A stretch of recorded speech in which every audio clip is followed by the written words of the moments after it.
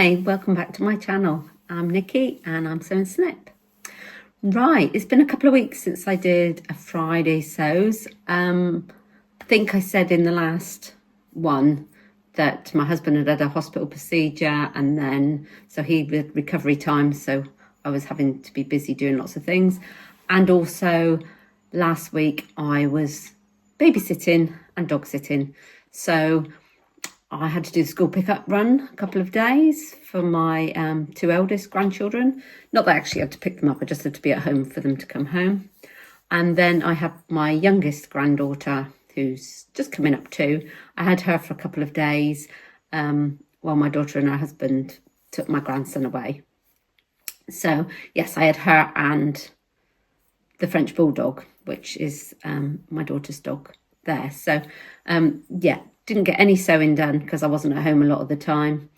Then the weekend just gone. I have been home, but again, I've been dog sitting because I've got my other daughter's dog, Red Labrador. So if you hear footsteps around behind me, it's because he's loitering because he thinks I'm ignoring him. So yeah, so I've been busy, and it has meant I've done lots of dog walking, lots of going along the seafront with my granddaughter. So I'll put some photos of the places I've been and my days out at the end, if you're interested in that. But I thought I'd come on to tell you what I've had sewn beforehand and what my sewing plans are. First of all, sorry if I'm dazzling you with my neon orange top. This is the Nora top. It's the short one with the stepped hem. It's got very long sleeves, but I've rolled them up because I've just been to Pilates, so I thought I'll come on and do my vlog now before I get all the housework and that done and go and have my shower. So yeah, sorry for if I'm looking a little bit of a mess. It's been a hard workout this morning. Pilates, just little moves, but it's surprising how much it takes it out of you. So sewing wise, right, so I think last time on my Friday sews I was chatting to you, I'd just done my vlog post for Sew Frugal, which was a challenge where you had to use something in your stash and a free pattern. And I decided to make, which you might have seen if you follow me on Instagram, but I decided to make the shirt with a necktie from Unfettered Patterns. Sorry if I'm looking down, but I've got it all in front of me here. So here it is. I made it in a Dupion silk that has been in my cupboard for a number of years. And before that, it was in my friend's cupboard for many more years because it was one of the fabrics she went and bought when she was getting married. So she bought it with the thought that it might be for the bridesmaids' dresses. So yeah, there was quite a lot there, and it sat in our wardrobe for years and then sat in my cupboard. So it was nice to be able to use it. So obviously it's got a crispness to it, being a Dupion silk. You can sort of hear it a bit scrunching there. But that does mean it's given it the nice structure for this necktie. Now, Unfettered Patterns, now this was the free pattern where on the site she'd made it up in denim, so it looked a nice soft denim shirt. So I decided I'd like it in denim, but I didn't have any denim in my stash to use up, so this was ideal to try it. Now it's a long sleeve with a cuff. No, I did it slightly different. I was running out of time, so what I actually did is I didn't do the cuff with the lapped opening. I just stitched the cuff onto the sleeve with two little pleats in the back because I can get it on and off my hands okay, so there's no problem with that. And I was surprised how long it was. As you can see, if I try and lift the dummy up here, yeah, it sort of goes down over your bottom, so it's a very long shirt. In the photos that I'll put in, that I put onto Instagram for the challenge, you'll see I've got it tucked into my pair of jeans, and I think that's how I'd mostly wear it. The tie neck is a bit different sort of look for me. I haven't really been one to look at the sort of pussy bow blouses and things like that, but I thought I'd give it a try. I quite like it on, but I actually prefer it. I've done it up here to show you. I actually prefer it undone.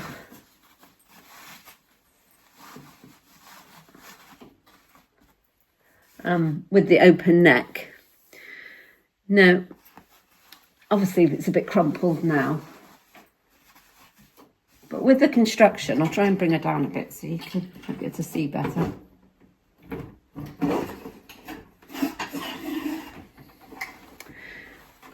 The way it's constructed is the tie is actually the collar stand that's been extended. Maybe you see it better that way. So this collar stand that comes round just extends into the ties. So that does mean, although there was a marking to put a buttonhole up on the collar stand, if you did it up, one of the ties would actually be inside the shirt. So I don't know whether I missed something, but that didn't sort of seem to sit right with me. So I've left the buttonhole and button off the collar stand. But as I said, I quite like it undone when it hasn't been crumpled, so I'm more likely probably to wear it like that. But yes, a free pattern, and as we know with free patterns, a lot of the time the instructions are very sparse. Now this one was, I'll read out the instructions. They give you all the details saying, you know, cut out the pieces, fuse your interfacing. I didn't actually use interfacing with this one because the fabric was quite stiff, and I didn't want to add any more stiffness to it. I've actually left it without. But yes, so they tell you to fuse on the interfacing, and then the instructions are basically assemble the shirt in this order: bust dart, front placket, back yoke, shoulders, collar, side seams, sleeve pleats, sleeve placket, sleeve, cuff, hem, and buttonholes. That's it. Now there are links to a couple of video tutorials that you might find useful with it. So it was tips on how to sew beautiful darts for the bust darts, shirt collar with a stand, or sleeve placket and a cuff. So yes, you could go and watch the video tutorials made by other people to see those more complex bits and pieces. But because I've made quite a lot of shirts, I could follow it okay. But as I said, I didn't do the one bit I would have watched, because I always have to be sort of updated on it, is when you do the sleeve placket with the cuff, doing the lapped sleeve with the binding. I know how to do it, but I just like to follow to make sure I'm doing it in the right order. So yes, very sparse instructions, but if you've made a shirt using different instructions, you could probably sort of follow them. So yeah, it was quite an interesting sort of make, and actually I quite like it on tucked in. Earlier in the year I made a pair of grey trousers and a grey matching waistcoat, and I'm thinking that'll be quite nice with that, to wear sort of smart but a bit casual. So yeah, so that was the last bit of sewing that I've done. So as I said, I haven't done anything for the last couple of weeks, but I have done a little bit of shopping, only a little bit. When I was babysitting my granddaughter, that was up in a place called Exmouth, seaside town in Devon, and they've got a fabric shop there. I think it's called the Fabric Store, but I will link it down below. It's a lovely big shop. I only looked around half of it because I didn't really need anything, but I just thought it was a good opportunity to go and have a look around. But I had my granddaughter in the buggy, so I went onto the lower level, but I thought I'm not taking her upstairs. But yeah, so I just bought a few little bits and pieces. They had lovely braid and ribbons and webbing for bags. I saw this, I just love the colours in that. I bought a couple of meters. Not quite sure what I'm going to do with it. I may use it as an edging for a bag. I did think sort of for like a boho sort of yoke style top, it might be quite nice where you've got the sort of square yoke coming around to put it to edge the yoke, maybe around the sleeves. I haven't got any fabric for it to go with, but I just thought, well, that's colours that I could use on another make, so I'll look out for some fabric.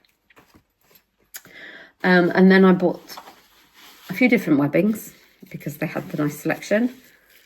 This one, which I've had before, but I had it in the black version.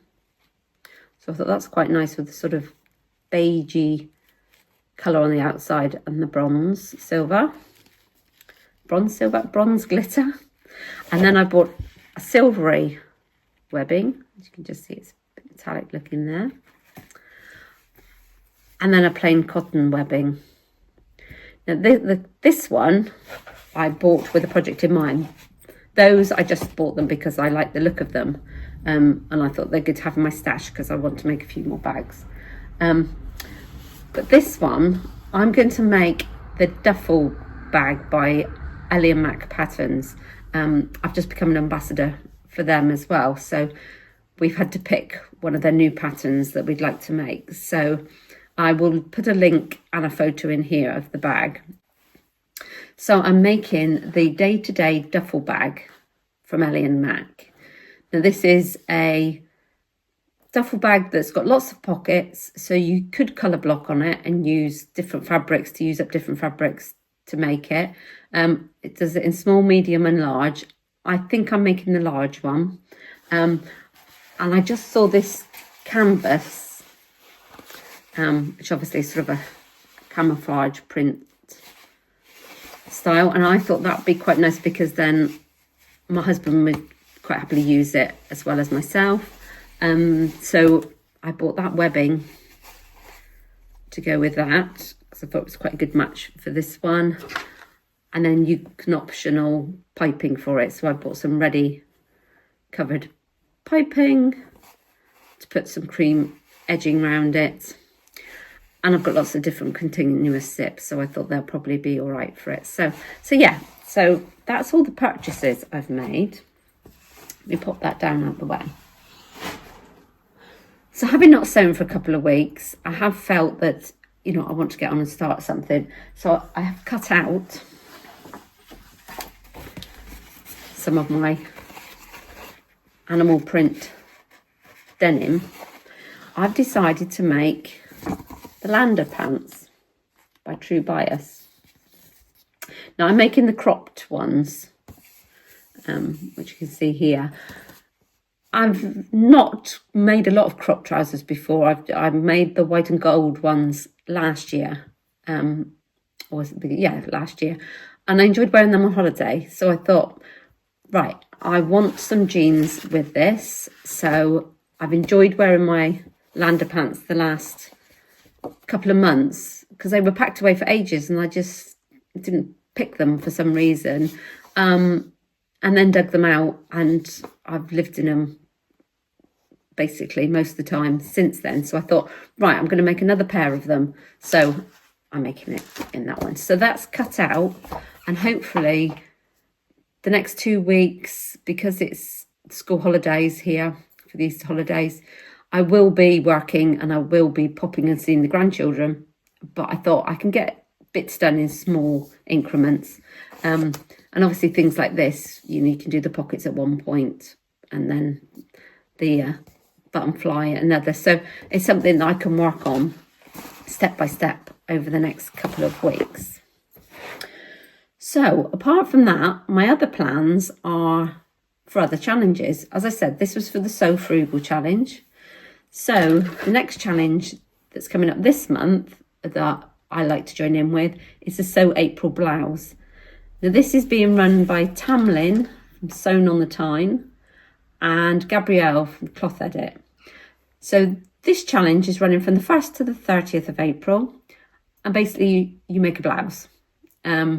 So you can post it at any time during that month as long as you put the hashtag Sew April blouse. And I think it might have got 25 on the end. I will double check that and put that in the notes. So yeah, so I thought, well, that would be a nice challenge to do alongside it. As I said, I've done it before, and I do love my tops because I tend to wear separates more than dresses. I don't tend to go so much for blouses. I would be more shirts, but I know there can be subtle differences between the two, so I'm going to go for the blouse. I've got a couple of options. first of all, I'll show you the fabrics I'm thinking.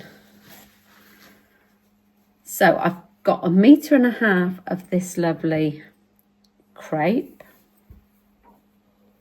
Now, this was one of the crepes that I picked up from my friend's house earlier in the year. I did a blog post sort of showing a lot of the fabrics I picked up at her house, because sadly she passed away last year, so her daughter was sorting through. And this was one of the fabrics.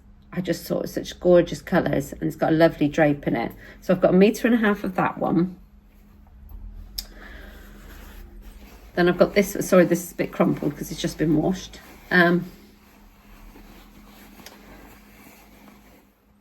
This is a cotton, it feels like a cotton lawn, but I can't see anywhere on it that describes what exactly it is.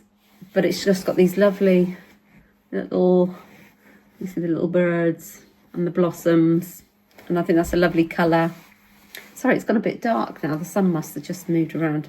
But yeah, so I keep taking this one out of my cupboard. I've had it in there for quite a few years now. And looking at it, thinking I want to make something in it, and it always gets put back again. So that is another possibility. I got a feeling I bought that from Minerva a number of years ago. And then I've got this one. This one was from Rainbow Fabrics in their sale earlier in the year. So this is a cream and navy cotton. And it's got quite a nice weight to it. Again, it's just been washed, so it's a bit creased. But yeah, it's got this nice big design on it. So I thought that would be lovely for a summer blouse to wear with denim skirt or my jeans. It's not particularly drapey though. So I think there's something a little bit more structured for that one. And then I have also got another 2 crepes that are a possibility, but I might be using these for another challenge, which I'll talk about next. But so yeah, that's another 2 crepes I've got, but I've got about 2.5 meters of each of those. So I've been looking through my patterns for different blouses. Now, as I said, I tend to go more for the shirt sort of style because I don't tend to pick frills and features like that. But I thought something with a little bit of softness would be nice. So I've got my old favourite that's been made, oh, I don't know how many times. 1694 Simplicity. Now, if you've watched previous vlogs, you'll know that this is one that I seem to come back to. I think at one point I did actually show a picture of all the different variations I've made of this pattern. What I like about it, I mean, it's got the yoke top. You can have it with a collar or just with the collar stand. It's buttoned through, but you can have it just with 1 or 2 buttons. But it's got like a swing back to it. I'm not sure if you can see it very well. It's got extra volume at the back with a pleat. So it's got nice movement at the back. So yeah, you can make it sleeve or sleeveless. So that is one possibility to use that one yet again. I have the blouse from the Avid Seamstress. I picked this one up at a fabric and pattern swap back last year, but I still haven't got around to making it. So that may be one if I'm looking at more of the structured fabrics, the sort of cottons rather than the... So maybe that one would be a possibility for that, because I think it'll show off the print quite well. One that's a little bit more drapier style, McCalls 8001. And again, I bought this a while back, just haven't got around to making it. I like this idea here with the different banding on the bottom of the base and the sleeves. And it's sort of like a kimono sort of style grown on sleeve, which I thought was quite nice. This one's got a little frill. So if on the softer fabrics, that's quite nice. I don't mind that sort of frill. It's just, yeah, I'm not into frills up sort of around this bit. So that's another possibility. And then the other two patterns I came up with out of my stash were slightly different, as in the fact that they are a wrap style top. I'd still call them a blouse. So I'm thinking of this one, the New Look 6560, which again I've had for a while. I think I got it with one of the sewing magazine. Oh yeah, with the Sew magazine a while back. But yes, I thought that one was quite nice, a bit different, and maybe I would be tempted to do it differently and do it with the frill. But yes, so that's another possibility with one of those. Friday Pattern Company. Sorry, I've got that in the wallet. But that's got the tie front, or you can tie it round top. I've made myself one in this in a viscose challis before, and I've made my daughter set in the red linen. So yeah, that's another nice one as well. The other possibility that I did think about was I was thinking of hacking the Donny shirt by the Friday Pattern Company, where it's got the sort of V-neck with the facing and the collar, and I got the short sleeve and the long sleeve addition to it. So I thought maybe I do love the Donny, so maybe I might be able to hack that slightly to give me a slightly different look. So it depends on what I get round to after I've done the lander pants. But yeah, so that's the April challenge. I do like a challenge because it sort of gives me some, not that I need motivation because I've always got motivation to sew, but it gives me some sort of framework to work towards, and also helps me order the things that I'm going to make, because I've got so many ideas all the time. It's difficult to know which to do first, but I won't let myself start a second one until I finish the project I'm doing. So I haven't got piles of works in progress, because I make sure I finish what I'm doing before I let myself start a new one. I've learned from experience that's the best way for me. So yeah, so that's the Sew April blouse. And then looking forward into May, there was another challenge that came up that I thought was a great idea, and linked in with something else that I wanted to make. And that one is being organised by the Sewing Gardener, and it is Sew Skin Summer 25. Now during May, it's the Melanoma and Skin Cancer Awareness Month. So she's come up with this challenge to sew something that either a garment or an accessory that will help protect you from the sun. So it could be a big sun hat, it could be a beach cover up, you know, just something that's going to cover you, maybe some long trousers or a long sleeve shirt, but something that's going to keep the sun off your skin. So that's being run throughout May, and you've got to post it by the 31st of May with the hashtag SewSkinSummer25. And she's also organised a virtual sewing session for that on the 17th of May, from 10 till 4. I think there's a cost for that, or you can make a donation to the charity. So yeah, so all the details on that. I'm not sure she's on Instagram, or whether it's just no, I'm not sure she's on YouTube. I think it may be just on Instagram. But yes, the Sewing Gardener. So I'll put her details down below. So I thought that sounded a really worthwhile challenge. And also it linked with the fact that I was thinking of making a sort of cover-up dress to wear over a swimsuit for a beach holiday. Not that I have a holiday booked, but I'm always in hope of going on holiday. So, sorry for the clinking. So I was thinking either, yeah, a dress or sort of a longish blouse, but something that's a little bit sort of more flowing, just to sort of drape over, that's easy to throw on. So first of all, I'll do the crinkly one first, get it out of the way. Sorry. It's one of the Minerva exclusive patterns. It's the Victoria blouse. So I suppose I could include this in my Sew April blouse plans as well, just in case I decide to do it for that. Yeah, so it's a nice, it's sort of below hip, so it sits below your bottom sort of line.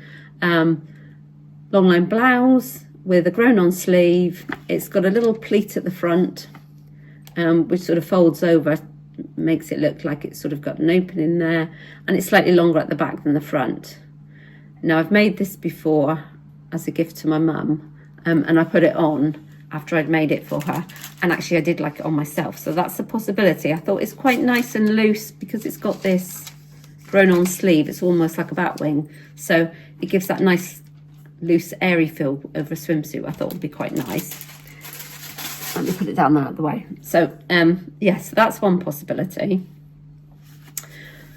Then another pattern that I had in my pattern stash, which I've had for years, so I don't even know if this one's still sort of in production, but it was a simple sewing pattern, and it came free in a magazine.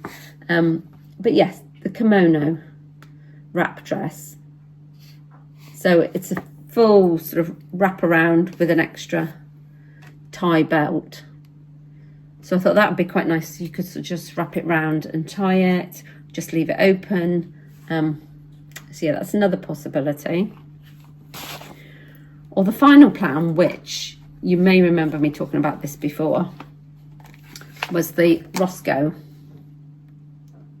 Let me take it out there so you can see it better.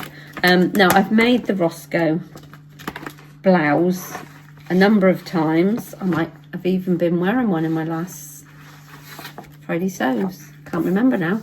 But yeah, so the Roscoe blouse and dress. So dress comes in the two different lengths, sort of mid-thigh and below knee, I think that one is. So it's nice raglan style blouse with little ties, bias bound around the neck. Sorry, just have a drink. But yes, I thought that would be quite nice in the shorter length to throw on over a swimsuit, light and airy, but be nice cover up for a day out in the sun. So as I said, I've made the blouse twice. I've never made the dress, so I have been thinking about that one for a while. So my original thought was this fabric. As I said, this is like a crepe, but I don't know if you can see that it is got a slight sheerness to it. So I thought that would be lovely as a loose flowy. Not a pattern I would generally pick, but the more I take it out and look at it, the more it's growing on me. So yes, so that's a possibility. Now I have only got 2¼ meters of this one, and I think the Roscoe says it's, let me see, for view B, they're saying in my size it's 2.8. So it may not be enough in that one. But this one's got a nice weight to it. This is a bit heavier. But again, I thought with it being loose and flowy, that might be quite nice to sort of swish around. So that's my plans. Now I'm just thinking while I'm sat here, actually, that might be quite nice for a Roscoe. But again, that might be a bit too stiff, so we'll see. Yeah, so that's my next plan after for the May. So they're quite sort of forward planning, but I just thought if I've got a couple of things that I've got in mind for those challenges, then that might be the push to actually get them done before we actually get full into the summer season. At the moment, it is lovely and sunny outside. It has been quite warm, although we did have a frost this morning. So I'm tending to have to put a different thing on in the morning to the afternoon. But it is coming up to weather where I will be able to wear more sort of summery things. So that's it from me today. Thank you for joining me. I hope I haven't rambled along too quickly. I'll put all the details of what I've been talking about in the bottom or down below. As I said, I haven't done much sewing over the last couple of weeks, but I've been getting out and about, so I'll add some photos of that on in the end. I did do one other vlog, which you might not have seen because it wasn't a Friday Sews, but Stacey J from Stacey J Studio, she challenged me to make something with my macrame yarn during the month of March, and then we both revealed what we'd made on the 31st of March. So there is a vlog that I'll try and put the link in the notes that you can go and watch to see what we made with our macrame yarn, because we both did it. So that's it for today. As I said, thank you for watching. If you're a subscriber, thank you very much for keep on coming back and listening to me ramble on. If you're not a subscriber and you would like to follow along with me on my journey, then please hit that subscribe button below. I think I'm on 970 followers now, and I'm still trying to reach that 1,000 by the anniversary or the first birthday of my vlog, which was at the end of May. So I've got another 5 weeks yet. But yes, I'm trying to hit the 1,000 mark by then. So if you'd like to subscribe, please press that button and make me happy. Okay, bye for now.